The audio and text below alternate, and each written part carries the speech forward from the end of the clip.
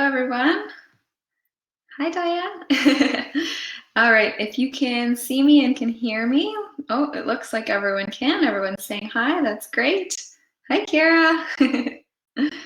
Wonderful. Okay, so it looks like we have about 15, now 16 people in attendance. We had more registered, about 31, so hopefully we'll have some more join us as we go. But we will jump in. So I'll just quickly introduce myself. My name is Madison Walsh. I'm a health promotion specialist working out of CFB Halifax, although right now I'm working out of my house, of course, as we all are. I also have a master's of public health from the University of Toronto, and I'm a registered dietitian. So today we're going to be talking about fad diets and some nutrition myths. So I'm hoping to make it a little bit more interactive. If any of you were here for my last one last week, we talked about some general healthy eating, and we've expanded some of the tools that we can use since then. So I'm going to try to use the poll function today so that we can test some of our myths and see who thinks certain facts are actual facts, or perhaps there's some nutrition myths. So we'll have some fun with that. And just as a reminder, if you want to see our old presentations that happened last week or earlier this week, there should be a way that you can view them. I'm not exactly sure where they'll be posted, but hopefully you've received that information and can go and find them, and you can see the recordings of those videos. All right, so we'll jump right in now. So just before we get started, I am going to turn my video off, I think, for now, because it will make the screen, the PowerPoint, a little bit bigger. Can everyone see my slides right now underneath my video? Yes, okay, great. All right, so I'm going to turn my video off so you won't be able to see my face, but just that way it's a little bit easier to read the slides, because that will make that bigger. But you'll still be able to hear me, of course. So let's give that a try. Perfect. Okay, great. So before we get started, just to let you know, the presentation that we're about to discuss today is the intellectual property of the Department of National Defense. So of course, any reproduction of the slides is forbidden. So just make sure that you're not, maybe videotaping this or taking photos of the slides just because of that. Also, just they ask us to note that these webinars are intended for adults, of course, because military members are our key target with these presentations, so not necessarily appropriate for children. So if you do have kids at home where you're watching this video, then we just ask for parental discretion. However, this particular presentation is just on nutrition, so it's really quite PG, so I wouldn't worry too much about it, but please do use your own discretion with that. Also, anything that's shared by participants in the webinar, that's including the chat or the poll functions or whatever we do today, is not to be discussed outside of the webinar, just to keep that confidentiality. And just also another note that the webinar is being recorded, and look there, it actually tells you where you can find them. That's great. I didn't know that. So we have the website there, calfconnection.ca. It looks like that's where they will be posted. So you can go and view this one, or tell your friends to go view this one. And you can also find ones that have happened already last week and earlier this week if you're interested in going and watching some of those. Okay, so we'll jump right in now to our content. So we're going to start off with fad diets. And the way I've set this up is that we're going to go through a number of myths and facts. First about fad diets, and I'll have you vote on whether or not you think each one is a myth or a fact. So we'll just go a bit into the background of fad diets so that everyone has sort of a baseline understanding of what we're talking about. So when I say fad diet, I'm referring to a diet that's typically popular for a short period of time, and they usually tend to promote rapid weight loss, as well as various other health advantages like improved blood glucose, things like that, improved heart health. They also usually promote a quick fix, so something that's going to help you really quickly rather than over a longer amount of time, which is really not very achievable. They often are highly restrictive, so they ask you to eat, less food or less often, typically is the categories that they fall into. And as a result of some of these factors, fad diets can sometimes lead to some serious health problems, and we're going to talk about those various risks and health issues as a result of different types of fad diets as we go along in our presentation. So we'll start off with our first question. So this one is either a myth or a fact, and it says, in order to lose weight, I have to be on a strict diet. So if we go over to the right-hand side where you've been typing in the chat, there should be a section that says polls. Does everyone see that section up there? So if you click on polls, no, people don't see it. Okay, let me see if I can make it visible. Okay, so I'm gonna put up our first poll and that should help. So this is our weight loss one, and we'll share it. Okay, so it should be there now. Can someone let me know if they see it now? Sounds good. Okay, perfect. So if you guys want to vote on whether or not you think it's a myth or fact, that would be great. Looks like everyone's on the right track. Wonderful. So can everyone actually see the percentage of people that are answering each one? Yes, you can. Okay, do you want to be able to see that, or should I turn that function off? What do you think? It's good to keep it? Okay, perfect, we'll keep it. So that way there's a little bit of peer pressure, maybe that's okay. So it looks like we have 17 people who have said, 18 now, we've got almost everyone. There's one person who's maybe a little unsure. But 18 people, 100% of you that voted that say that it's a myth, and you would all be correct. So this one is of course, I think it's a fairly easy one, is a myth. So in terms of why, we'll just go through the general idea of why diets typically don't work and why it's not the best way to lose weight. So diets, or fad diets, what I'm kind of talking about here, are mostly not based on science. And for the most part, they don't reflect our usual habits or eating patterns that we participate in our day-to-day life. So it makes it really quite challenging to maintain over the long term. They're also quite inflexible, so that also makes it difficult for you to stay on these types of diets because they're so restrictive. They often tell you what you can and can't eat, and sometimes when you can and can't eat, which makes it really difficult to be social, because in our society, food is a very social aspect, and it makes it difficult to gather with friends or go out to dinner, maybe not during COVID-19, but in general, when we have the opportunity to do things like that, it makes it challenging. It also teaches us to ignore our natural hunger and fullness cues. So when we're telling ourselves we can't eat something or we can't eat at a certain time, we're learning to ignore our body's natural feelings of hunger or being full. So unfortunately, what that does is allows us to continue to practice that way. And if the further we go with ignoring those cues, the harder it is to go back and listen to those natural cues when we go and start trying to follow a balanced diet. So that's definitely something that we want to avoid. It also can lead to cravings. So it can kind of end up in a loop where you're sort of stuck because you are restricting certain foods, but then you start to crave them because you're not allowing yourself to eat them. Perhaps then you would break the diet by eating the food, and then that leads to feelings of guilt and, unfortunately, sort of self-shame, and then you might go back and start the diet feeling even worse about yourself than you did in the beginning. We also find that diets can slow your metabolism, which is often the opposite effect of what people are hoping that they will do.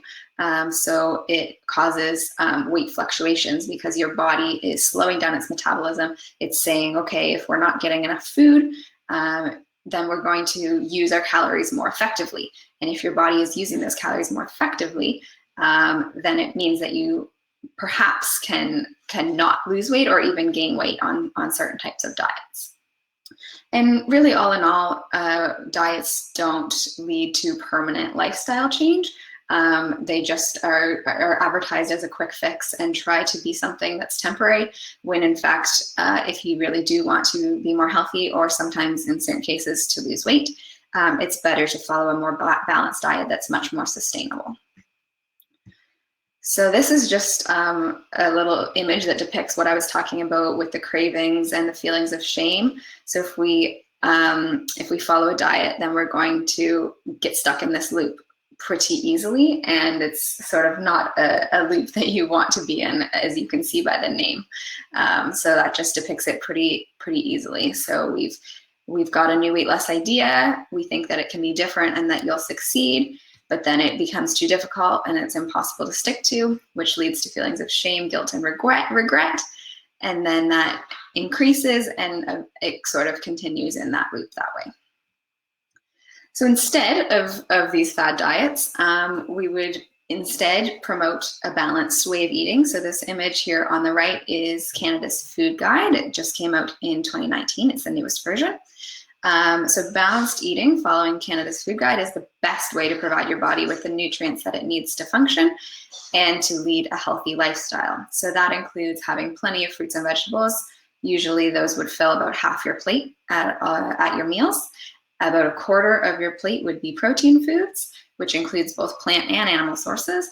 And then the other quarter of your plate will be whole grain foods. If you're looking for more details on the breakdown of these types of foods, I'd recommend you go and watch my webinar from last week. We go much more into these types of foods, so that might be something that you could check out. Okay, so we'll move on now to the next one. So myth or fact, you won't lose muscle mass if you lose weight while following a strict diet regime. So I'm going to add our next poll, and you guys can go ahead and vote for what you think.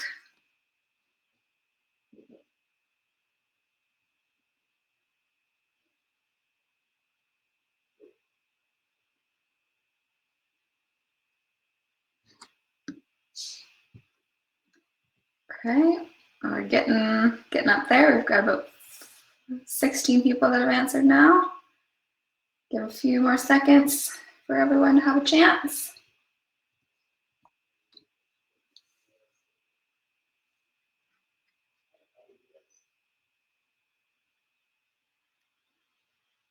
All right, doesn't look like everyone's answered, but we'll keep going for the sake of time. So it looks like most people are thinking that this is a myth. If you thought that, then you would be correct. This is in fact a myth. So we'll talk a little bit about weight loss and muscle versus fat. So when you do lose weight, if you're following a diet, then odds are you will lose both fat and muscle. So the only way to really control whether or not you lose muscle is basically by training. So doing weight training and making sure that you're consuming adequate protein, which most of us do.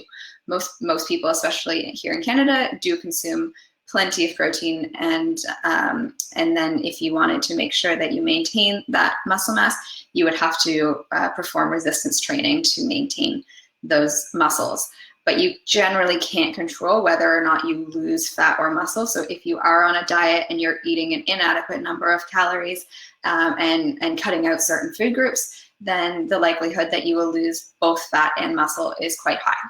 So just keep that in mind. I think people often don't want to hear that.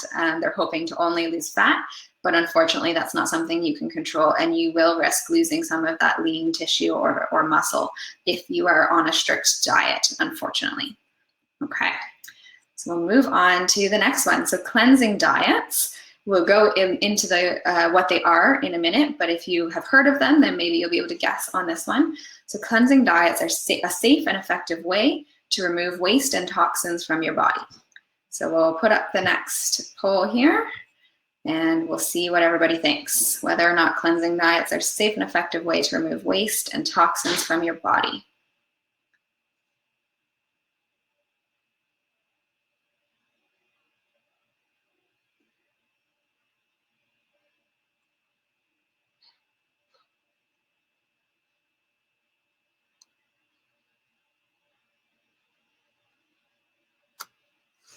Okay, give you a few more seconds here.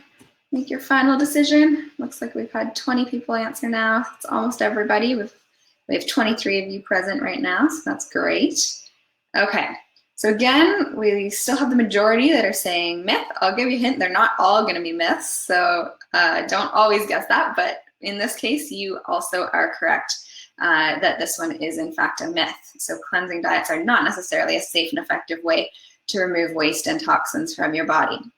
So let's just talk a little bit about what that means and what a cleansing diet is.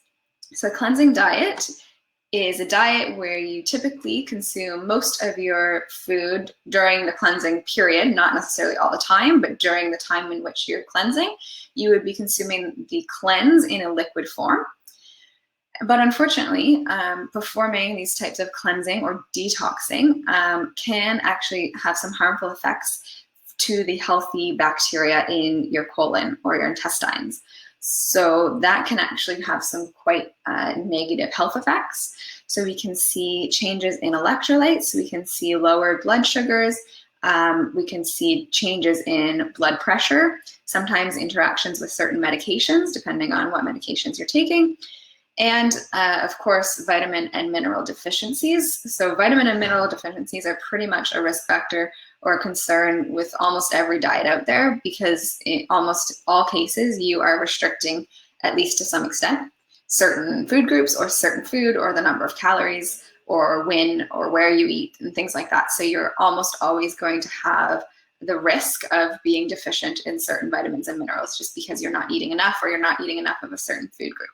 So this applies also when you're consuming food largely in a liquid form. You may be missing out on key nutrients. It also can lead to some rather unpleasant side effects, including cramping, bloating, nausea, vomiting, dehydration, headaches, and a lack of energy and dizziness. So overall, you're just not really going to feel great. Our bodies are not necessarily designed to only consume liquid food or to consume it in large amounts. Our colon and our intestines, they like to digest whole foods. It's good for them. It keeps them healthy and robust.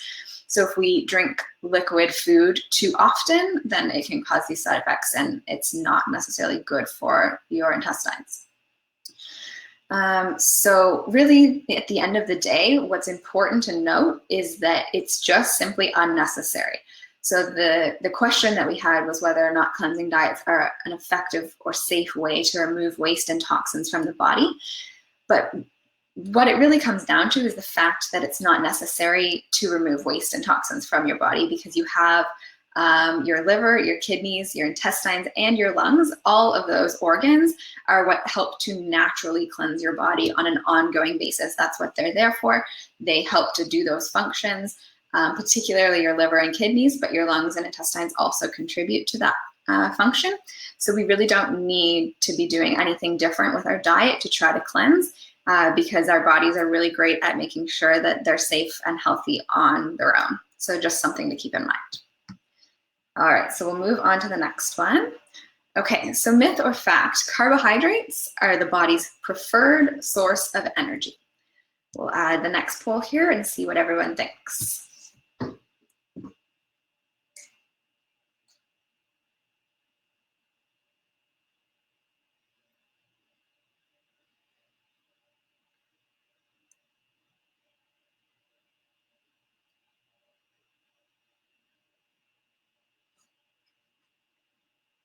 Okay, it looks like most people have had a chance to answer. That's great.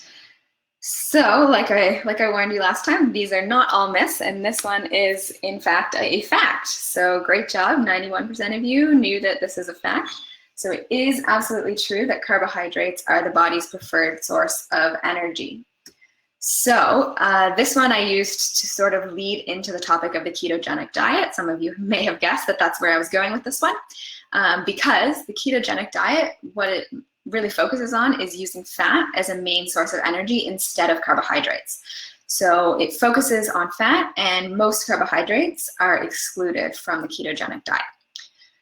So this allows your body to go into something that's called ketosis, which is when fat becomes your main source of energy and your body begins to produce what's called ketone bodies.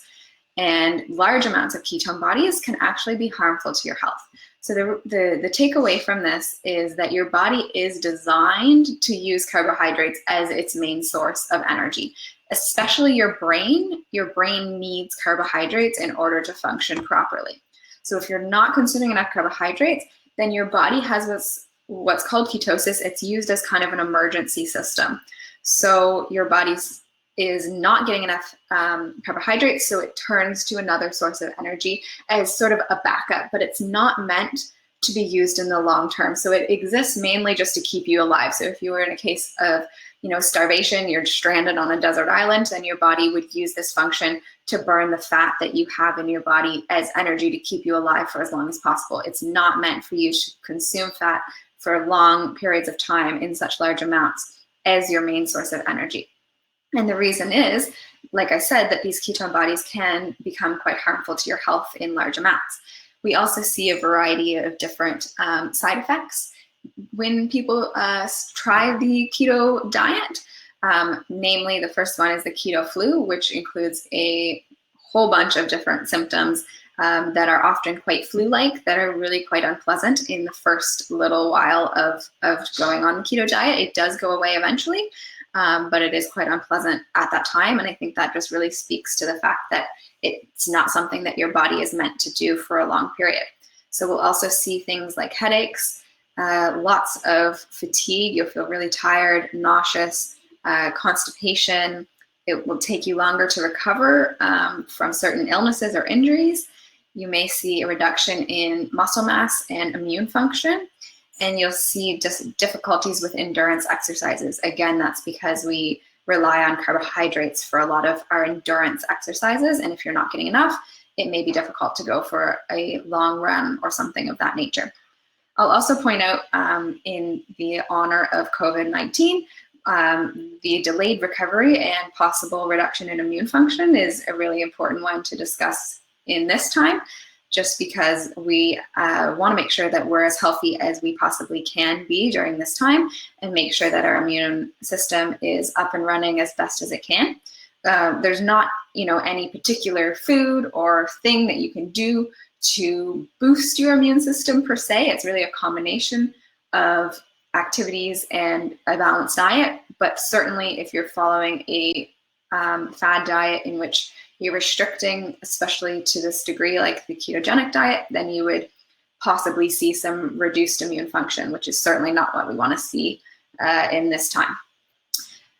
We'll also see nutrient deficiencies, like I said, with almost every fad diet, this one particularly because you're eating very few carbohydrates. And one great source of carbohydrates is fruits, but most fruits have too many carbohydrates to be allowed in the ketogenic diet. So you can only have a very small amount of fruits. So you would possibly see nutrient deficiencies as a result of that. Adherence is also very difficult with the keto diet, so it's hard to stick to, and therefore be social and enjoy your meals, with your friends or family when that's allowed. And then you may see some negative effects in your gut health as well. So that's the keto diet. And we will take questions at the end. I'm just going to check the poll here. Question about detox diet. Someone asked, do you consider fasting a detox diet? So thanks, Mike, for your question.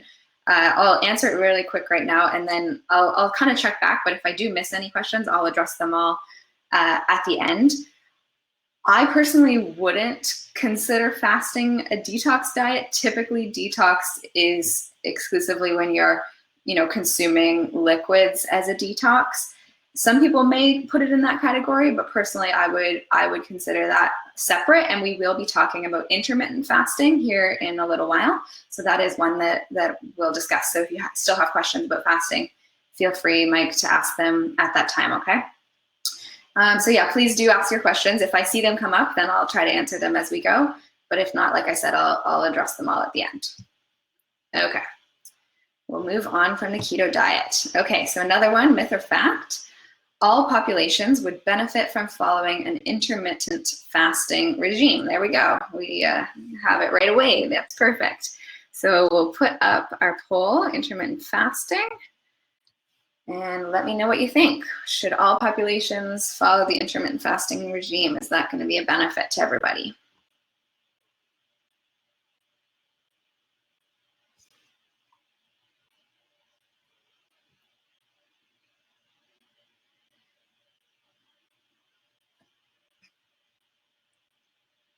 Okay, looks like most people have had a chance to answer.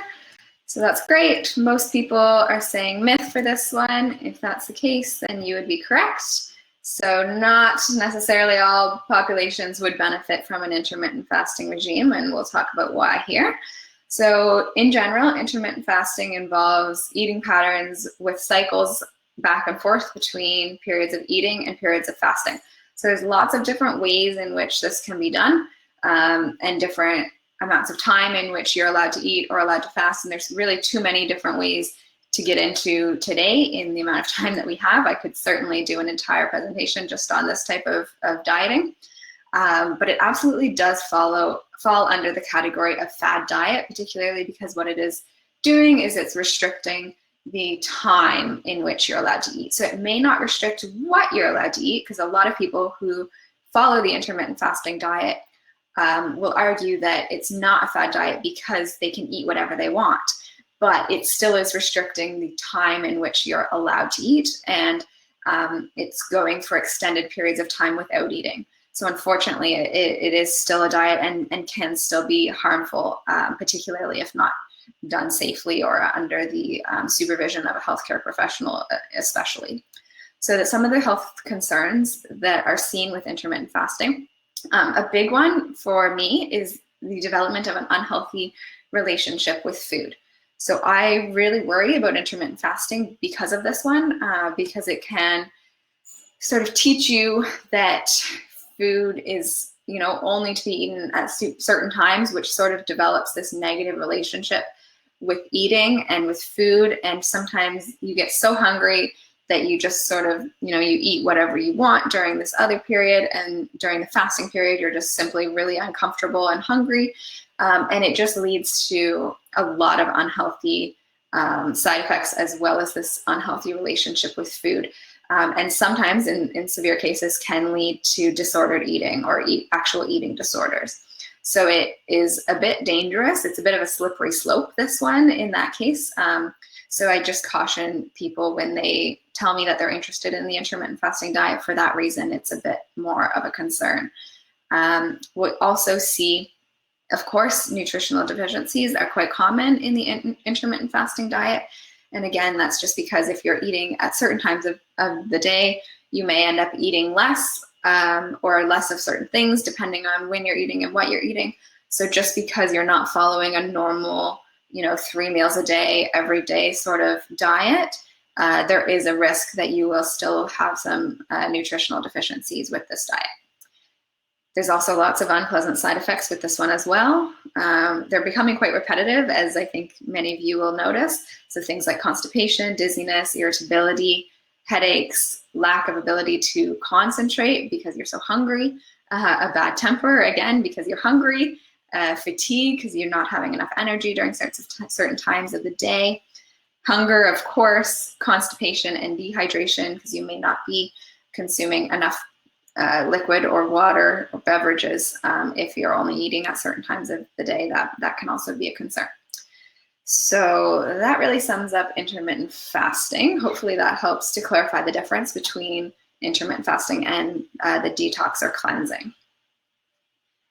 Okay, so we'll move on. Another one, myth or fact: eating gluten-free is a healthier option for everybody.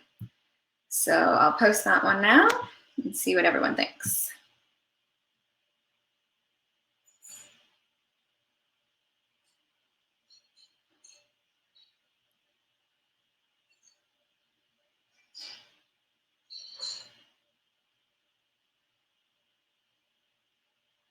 Okay, most people have answered. That's great.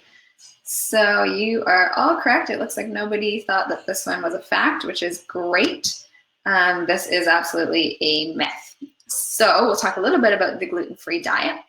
So eating gluten-free is definitely not a healthier option for everyone, just to make that perfectly clear. And we'll just go in a bit about what the gluten-free diet is and what that means. So a lot of people I find don't even actually know what gluten means. So just to clarify that, gluten is a type of protein that's found in grains such as wheat, rye, and barley. There's lots of other types of grains as well that contain gluten. Those are just some examples. So the big one that people talk about a lot is wheat. and avoiding wheat on the gluten-free diet. So it's just the protein that is in the grain of the wheat or the other grain. So the gluten-free diet was intended and designed for people who have a medical diagnosis of celiac disease. It can also be helpful for people who have a wheat allergy. So they're not actually intolerant to the gluten, but they are allergic to the wheat itself. So you can try to follow a gluten-free diet in that case. Or if you feel unwell when you consume gluten, so some people just have more of an intolerance. They may not actually have celiac disease, but they do find that they don't feel well when they consume gluten.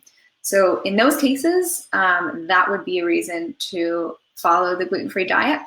For those of you that don't know, celiac disease is essentially just a condition in which consuming gluten is very harmful to the intestines of that individual. We won't get into the science of it, but that's essentially what it is. So it can cause quite a bit of damage by consuming gluten for those people who have that specific condition. But for everyone else, unless you fall in any of those three categories, if you have celiac, if you have a wheat allergy, or if you have a gluten intolerance or sensitivity, then otherwise there's absolutely no reason to avoid gluten. So gluten, it's just a protein. There's nothing to be scared of with gluten. It's actually quite healthy for us. And the thing about following a gluten-free diet is that you may be missing out on key nutrients if you are following that gluten-free diet, because the foods that are gluten-free are often less fortified because they're not produced quite as extensively by the big companies like, whole wheat bread is. So unfortunately, these other types of bread are less fortified with things like folic acid or iron and other nutrients. And they also tend to have less fiber, as well as more added sugar and fat, because gluten helps to make foods really quite flavorful and chewy and nice. Your like nice fluffy whole wheat breads, that's a big part of it. But if you don't have that gluten, then they might need to add in more fat to get that nice soft chewiness, or more sugar to make it more flavorful. So unfortunately, unless you have one of those conditions, there's no advantage to following a gluten-free diet. In fact, it could potentially be a disadvantage for you, because you could end up missing out on some really important nutrients or consuming more sugar and fat than perhaps you want to. So it looks like everyone already knew that, which is great, but it's just good to go over it to really drive the point home. And maybe now, if you have a friend who thinks that they might want to follow the gluten-free diet, you have a little bit more of the science to back up your explanation of why they shouldn't. So that's great. All right, so we'll move on to the next one. So this one is about the paleo diet. It says one benefit of the paleo diet is that it eliminates processed foods. Let's see what everyone thinks about that. I'm sharing it now.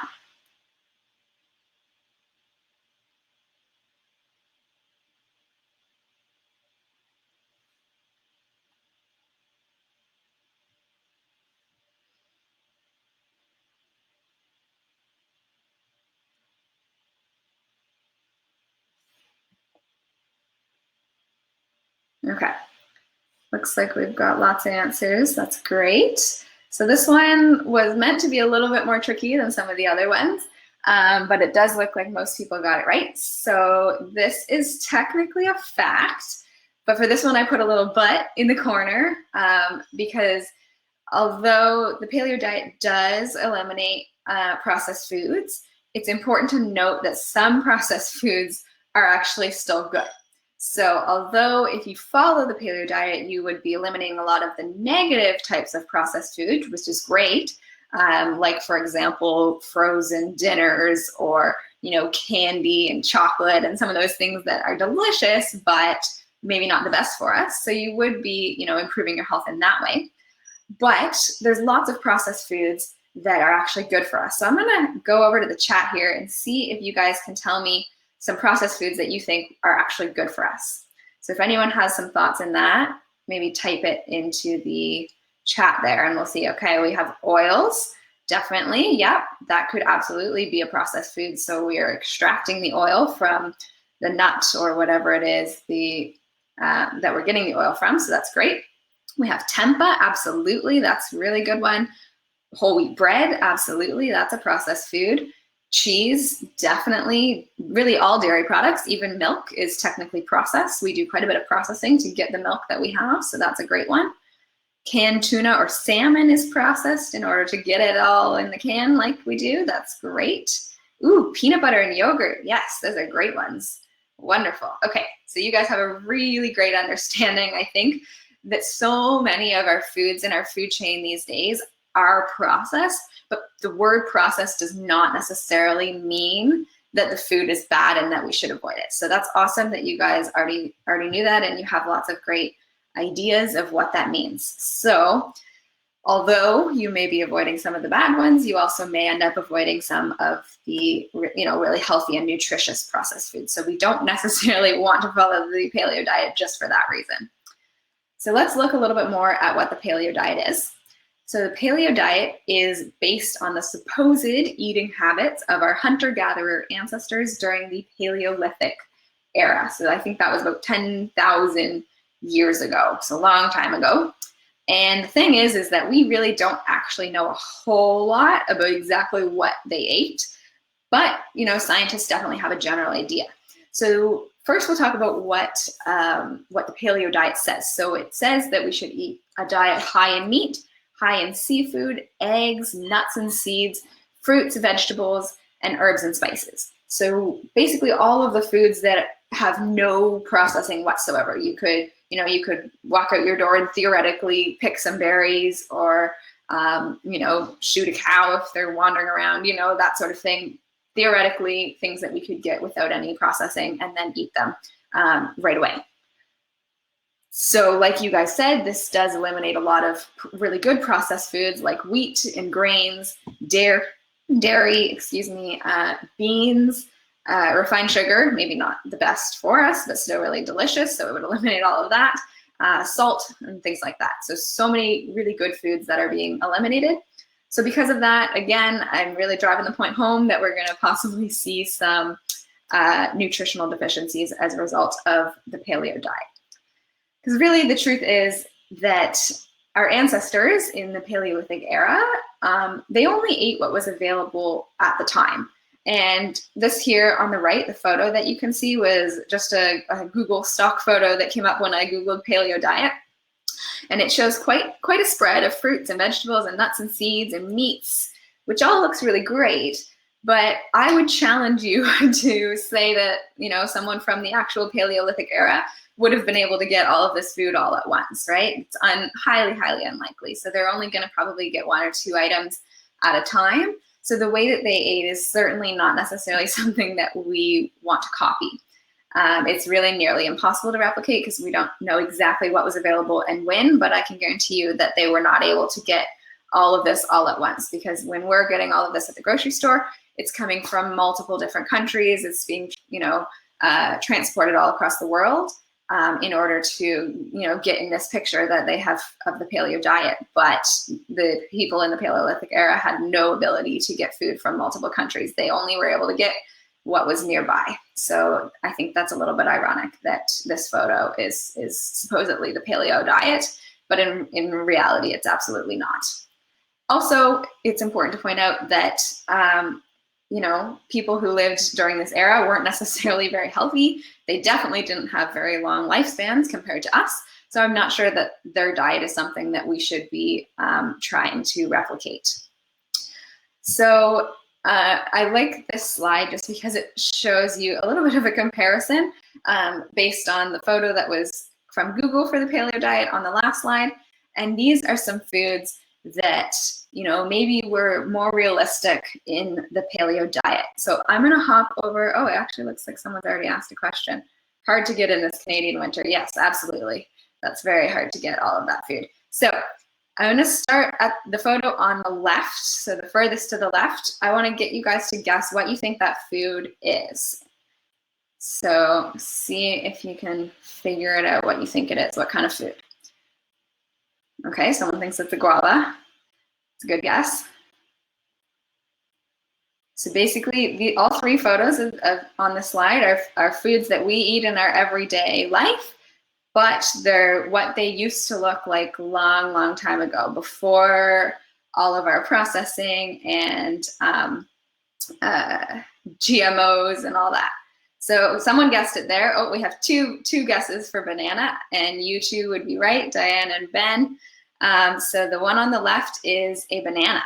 So bananas used to be quite large and had lots of seeds, and we have genetically modified our bananas so that they have no seeds anymore, and they're a lot more tasty, a lot softer, and they look obviously quite different than that picture of an actual banana from perhaps around the Paleolithic era. Okay, so let's move on to the middle photo there at the bottom. What do we think that one is? Avocado, yes, you'd be right. So that is an avocado, a bit of an easier one, but you can still see that it looks much, much different than our avocado these days. So there used to be only a couple millimeters of fruit in the avocado, so it would still probably taste similar, but there's just a lot less fruit and the seed was a lot bigger.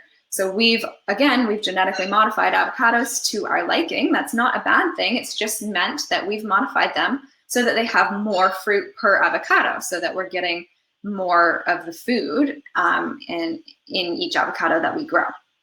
So that's pretty cool. And then the one on the right there at the top, what do you think that one is? Carrot, yes, exactly. You got it. So that is a carrot. I don't think it looks very appetizing. I don't know about you guys, but that is exactly the type of carrot that people in the Paleolithic era would have pulled out of the ground and made something with. So if we compare these foods to, you know, the foods that were here on this slide, they obviously look a lot different, and we've made a lot of changes to our food in the present day. So it's basically impossible to replicate the paleo diet as it is, and it's not necessarily something that we even want to try to do anyway. So hopefully that helps to drive that point home. I think that's a bit interesting. All right, we'll move on. Okay, so this is pretty much the end of the fad diet section. And then I just have a few other nutrition myths that are not necessarily fad diet related. So just to wrap up the fad diet part, basically we want to avoid fad diets. Hopefully you've gathered that from our discussions. There are things that promote fast weight loss. They recommend very low calorie. Sometimes they ban a whole food group like the keto diet. They might try to make you dependent on their company by selling you certain products and saying that that's the only way that you can achieve this diet. They don't encourage long-term realistic life changes. They may have employees who act as counselors rather than seeing an actual registered dietitian, which I would highly recommend over seeing a counselor from some sort of diet company. They would use pressure tactics like saying that if you don't sign up now, you won't get, 20% off or whatever it is. They're trying to get your money right from the get-go. They won't tell you about the risks going forward. They promote weight loss aids that are not scientifically proven or based on any kind of data, and they sometimes don't even offer support or follow-up. So these are some of the really big red flags. If you see something being marketed to you that has any of these types of things, then it's probably something that you want to avoid. And you'd be better off going to Canada's Food Guide website and maybe seeing a registered dietitian and going from there. Okay, so we'll move on from fad diets. I just have, I think, 2 myth facts in this section for supplements, and then we have a few general nutrition ones as well. So let's switch gears to supplements for now, and we'll start off with our first one. So myth or fact, vitamin and mineral supplements are not necessary for most people who follow a balanced diet. So we'll jump over to our poll. I'll add that one for you and see what everyone thinks.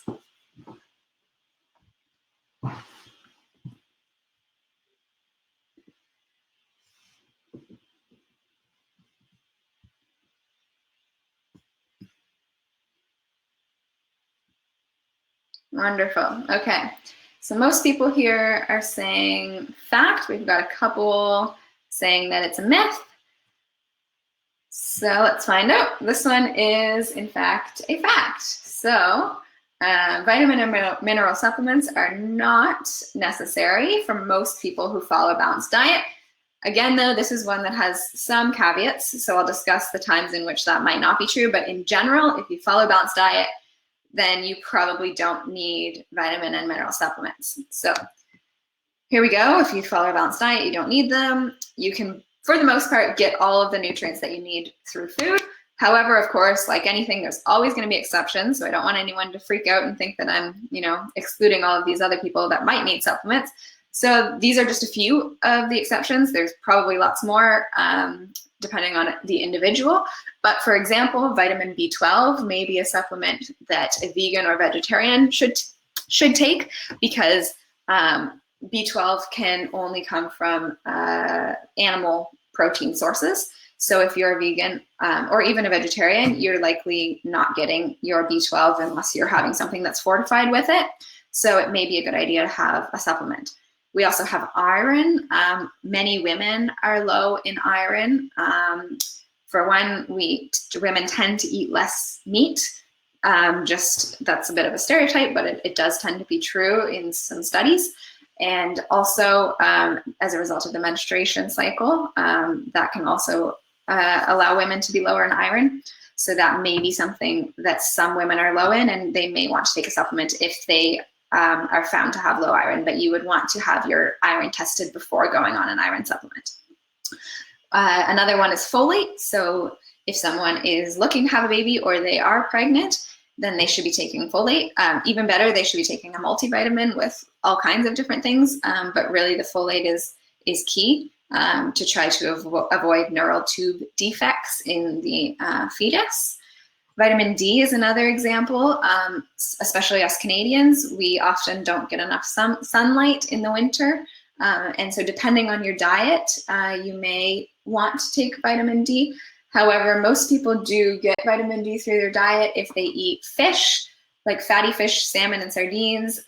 Egg yolks have vitamin D, cheese has vitamin D, and there's lots of foods that are fortified with vitamin D, like dairy products, for example. So if you're eating those foods, then you're probably okay. And also, you only actually need about 5 to 30 minutes of sunlight 2 times per week in order to get enough vitamin D. So if you're even going for a walk in the winter, then you're probably okay. Just as a side note there. And then, of course, there are certain health conditions that may lead to an individual needing supplements. There's lots of different variety of things, like if you have certain cancers or Crohn's disease or anything like that. There's lots of different types of conditions that may result in you needing to take a variety of supplements. Okay, I'm just going to bounce over to the chat. It looks like someone maybe asked a question. No, okay, that's good. Perfect. Okay, so that's it for vitamins and minerals. And then we have one more supplement question. So this one is with regards to protein. So if a little protein is good and will help me gain muscle and lose weight, then a lot must be great. So basically this is saying that this person thinks that they should take protein supplements because a lot is probably better than just a little. So let's see what you think. We'll post this one.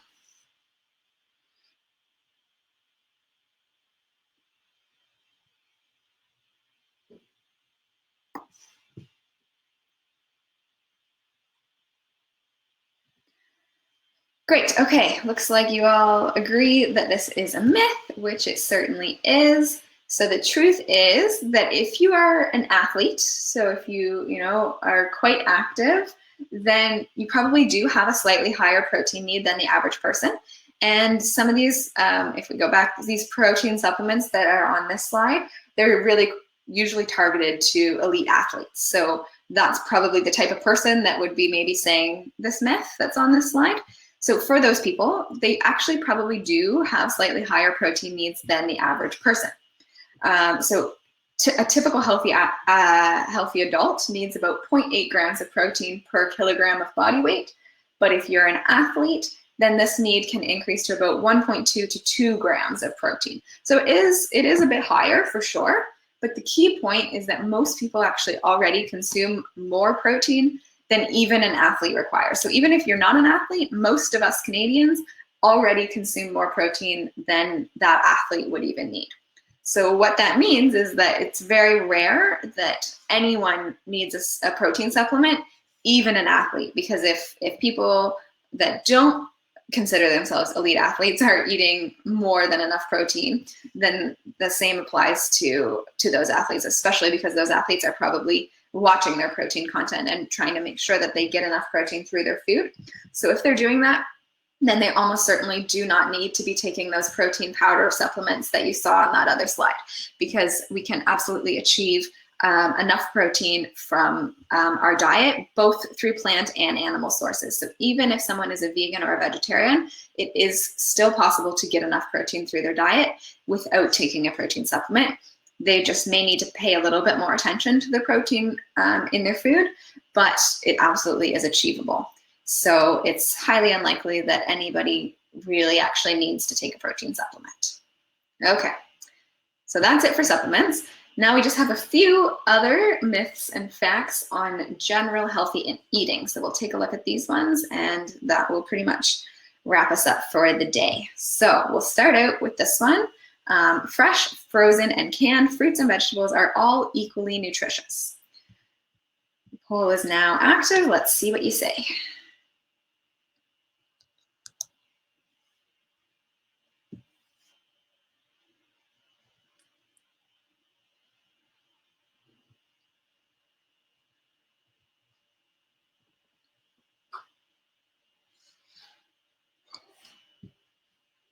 Okay.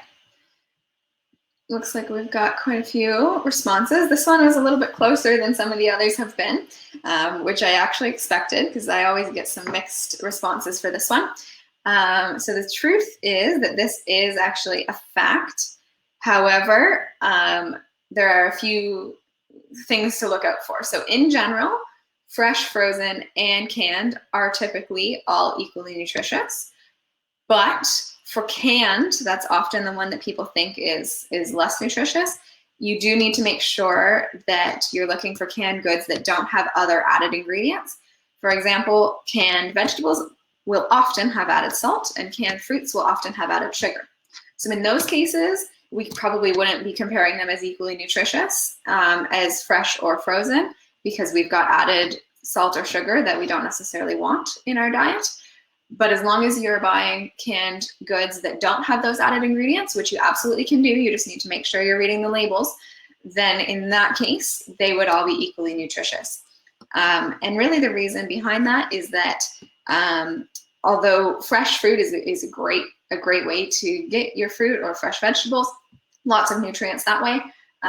When we're looking at frozen fruit and vegetables are flash frozen. So at the time that they're harvested, they're frozen right away and put on the transport truck or boat or whatever and taken to you. So they hold their nutrients really well. And same with canned, they're preserved in the can. So they hold that nutrient value quite well. And in fact, sometimes fresh fruit will actually degrade in its nutrient value because it's picked and then transported, but it stays fresh. So sometimes those ones can actually be slightly less nutritious than the frozen or the canned in some cases. However, it's such a minuscule difference that it's really not something to worry about. The most important thing is that you're eating fruit and vegetables. So that would be what I would focus on. And the way that you're eating them really doesn't matter a whole lot. It's especially important to note that during this time of a global pandemic, people are trying to go to the grocery store less often, of course, at least I hope you all are. So in that case, maybe frozen or canned is actually a really good choice because they have a longer shelf life and they may allow you to go to the grocery store less often than if you're only buying fresh, which goes bad a little bit more quickly. I'm just gonna hop back to the chat. It looks like, yes, taken once they're at peak ripeness, exactly. Wonderful. All right, everyone's on the right page. Nutritious if canned in water. Yes, exactly. Wonderful. Okay, perfect. We'll go on to the next one. So myth or fact, organic food is more nutritious than regular food. And there's the poll now. Let's see what everyone thinks.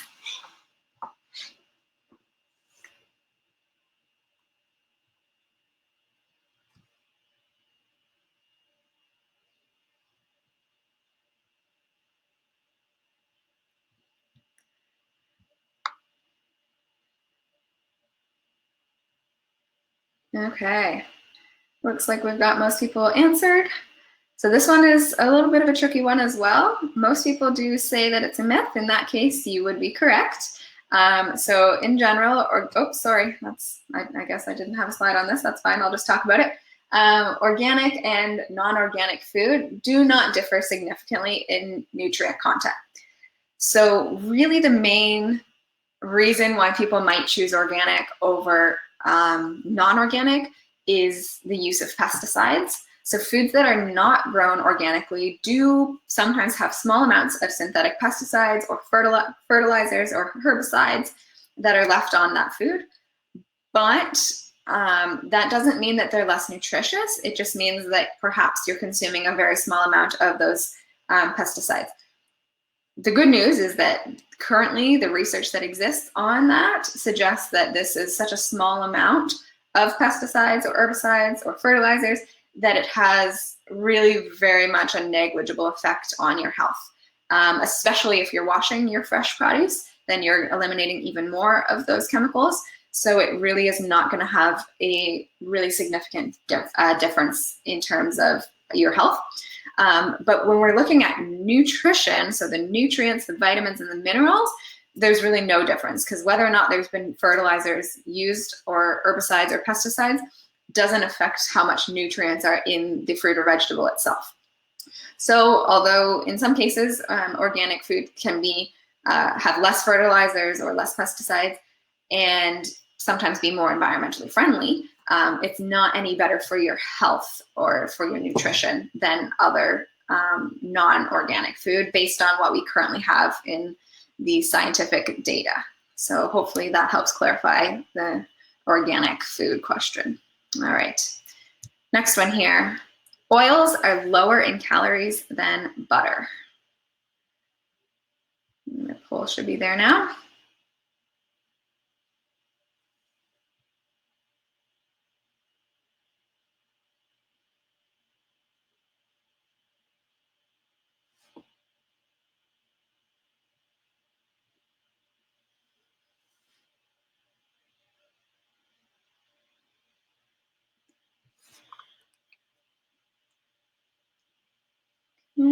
Give you another second to make your final decision.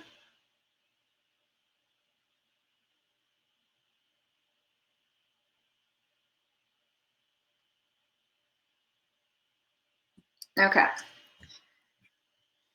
So looks like most people are agreeing that this is a myth, which is great, because it absolutely is. So oil and butter, they're both fats, and all fat has the same calorie content per gram. So you're getting the same amount of calories per gram of fat that you're consuming, regardless of the type of fat. So the main difference between oil and fat is the type of fat. So we do see certain health benefits from oils as opposed to fats. And the reason behind that is that oils are what we call unsaturated fats, and butter is a saturated fat. So unsaturated fats are actually the healthier type of fat for us to consume because they have a better effect on our cholesterol. So they actually lower the negative or LDL cholesterol, the bad cholesterol, and sometimes certain types of unsaturated fat will also raise the good type of cholesterol, or HDL. On the other hand, butter, which is a saturated fat, is less healthy than oil because it causes an increase in the bad cholesterol, or the LDL. So we want to try to eat more oils because they are the good kind of fat. Not that butter is something that you should avoid altogether. Absolutely it's not. And I certainly consume butter myself.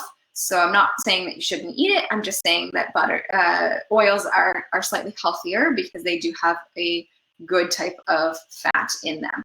But if you're counting calories and worrying about how much calories you're getting from the fat that you're consuming, then there's no difference between the two. They're both going to give you the same amount of calories because they're both still fats.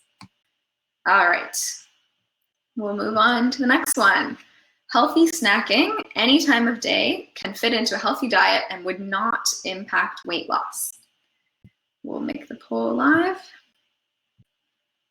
There you are.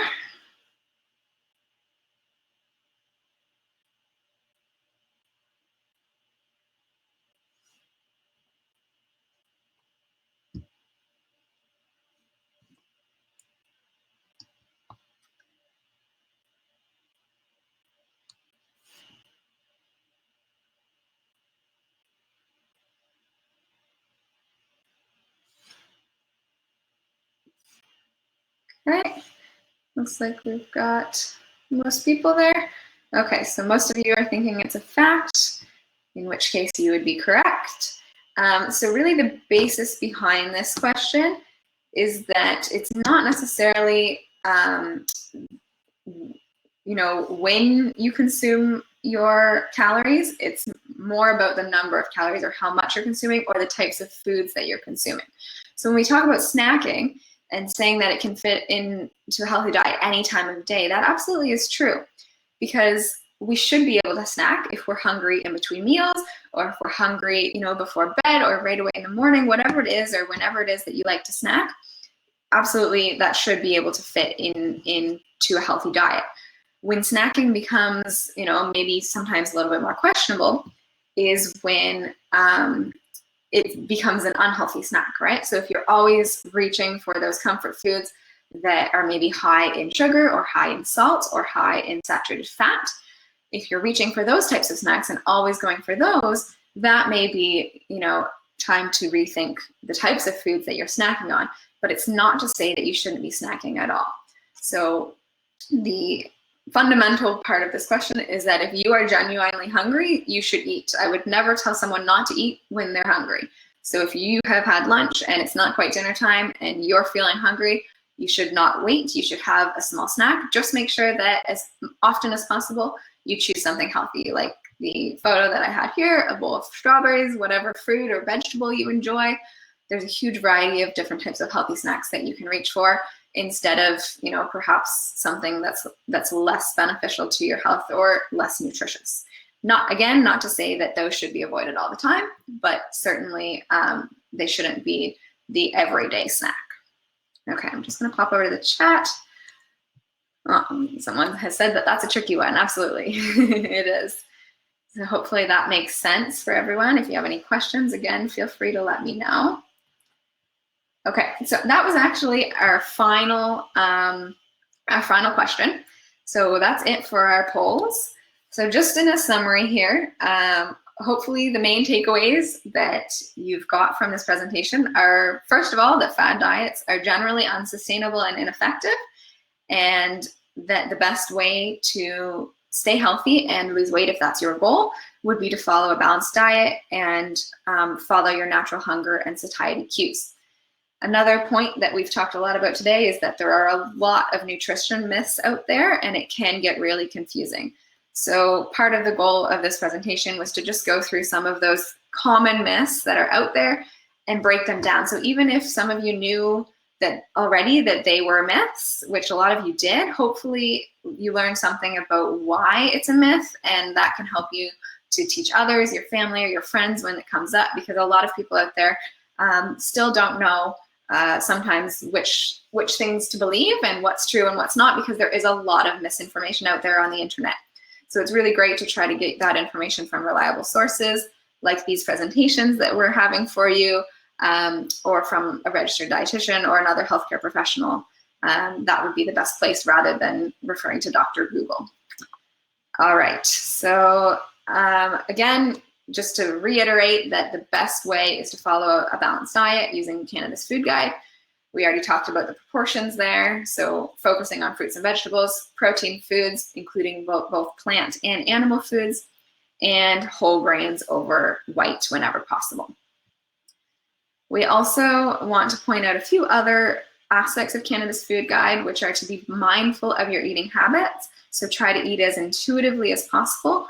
Cooking more often, I would suggest taking advantage of all the time that you have at home and maybe practicing your cooking skills, trying out some new recipes, maybe sharing recipes back and forth electronically with your friends. That can be a really fun way to stay in touch. And enjoying your food and eating with others is another really important part. We know that individuals who eat with others tend to be healthier. So although we can't currently have dinner perhaps with our friends and family if we're quarantined away from them, but maybe try a virtual dinner using FaceTime or Skype or whatever it is you have available, and that can be a fun way to still enjoy the social aspect of meals together. Okay, so this final slide here, we put that at the end of all our presentations that we're doing in the past few weeks. So these are just some resources that are available to you all the time if you need any information or help, or if you're needing some support during this difficult time. So if you do want to take a picture of this slide, then please do, so that you have those links and numbers available to you. I certainly don't mind you doing that. So go ahead, I'll give you a second and pull out your phones if you want to take any of those numbers down. They're all available to you for help and support. All right. So our final poll, I'm just going to post it now. I would love to know whether or not you yourself are a military member, if you're a family of a military member, or if you're a civilian working for DND. So I'm going to put this poll up. If you could let me know, that would be great. It is anonymous, so I won't know who you are. I just will know sort of the percentage, and that helps us with our reporting so that we know who is watching. So that would be great. And once you finish that poll, that's the end. So if you have any questions, we can go back to the chat, and I can certainly try to answer any of your questions if you have them. But otherwise, feel free to sign off once you've answered that last poll. And thank you so very much for your interaction. I really enjoyed that. Hopefully you did as well, and hopefully you learned something. So thank you so much. Okay. Aw, thank you, Kira. Hope you enjoyed. All right, so we have one question. Psyllium, are these considered an excellent source to detox the body? So I'm not sure exactly what you're asking there. Psyllium is a fiber, so it's a great source of fiber, and I would absolutely encourage someone who's looking into whether or not they should consume fiber. I would say you should. More fiber is great. Just make sure you're drinking lots of water if you're increasing your fiber intake. But overall, I think we made clear that detoxing the body is really not necessary. So if you're looking to detox, then just rely on your liver and kidneys for that. But it's definitely a healthy source of fiber, so it would be good in that way. And then someone else asked about psyllium from Metamucil. Yeah, Metamucil absolutely does have psyllium, I think, in certain types of Metamucil. So that would be a great way. You can also actually, I mean, not right now because you can't go to Bulk Barn, but I think Bulk Barn's closed actually, unfortunately, I'm not sure. But during normal times, if you go to Bulk Barn, you can actually buy psyllium fiber just like by the bag. And then you're paying less for it than in Metamucil. And then you can just add it to your own recipes if you want. So that's a more cost-effective way to get psyllium. Oh, apparently it is open and you can order online. Cool, okay. There you go. So if anyone wants to order psyllium fiber, then definitely give their online ordering a try. That's great, from Bulk Barn. Okay, and then I see up here, Michael has asked, should I worry about calorie counting? That's a very personal question, and as a dietitian, I would love to sit down with you and talk more about that. But overall, I would say for most people, generally worrying about calorie counting is not helpful. And can in fact make it more confusing and more overwhelming because it is a difficult thing to do. And so I generally don't recommend it. It often can help to develop a negative relationship with food, as some of the fad diets, I discussed that as well. If you're thinking about it as calories rather than just nutritious food. So generally I would suggest more so trying to just focus on eating a healthy, balanced diet, following those guidelines that we talked about from Canada's Food Guide, and not worrying about calorie counting. However, there's certain circumstances where that might not apply. So you have to sort of take all of this advice with a grain of salt, because unfortunately I can't give individualized advice. I'm only giving general advice. So if you are still concerned about that, or wanting to lose weight, or wanting to count calories, then maybe that would be something you could talk about with a registered dietitian who can do individual counseling, or another healthcare professional. I think there's lots of dietitians who are still working and doing virtual consultations. And I assume probably that the base dietitian, if you're a military member, Michael, can also do virtual counseling. Her name's Kathleen. So that may be an option as well, if you're interested. Okay, and we have another question here with regards to supplements. What are your thoughts on taking branched chain amino acids with weightlifting? That's a good question. Generally, again, personally, I don't think it's necessary. if you're weightlifting, that's great. And that alone is the best way to build muscle, is just by doing resistance training, weightlifting, and making sure that you're taking breaks in between. So not doing it every day, or not doing the same muscle groups every day, so that they have time to heal. But ideally, most people wouldn't actually need to take branched chain amino acids as well. So for the most part, that's the same thing as what I talked about with protein supplements. Most people don't actually need them, and for the most part, they're kind of a waste of money. Again, for most people, this is very general, so it could depend on your personal circumstances, but for the most part, it's probably not necessary. Okay. Is there any other questions or anything else I can clarify for you guys?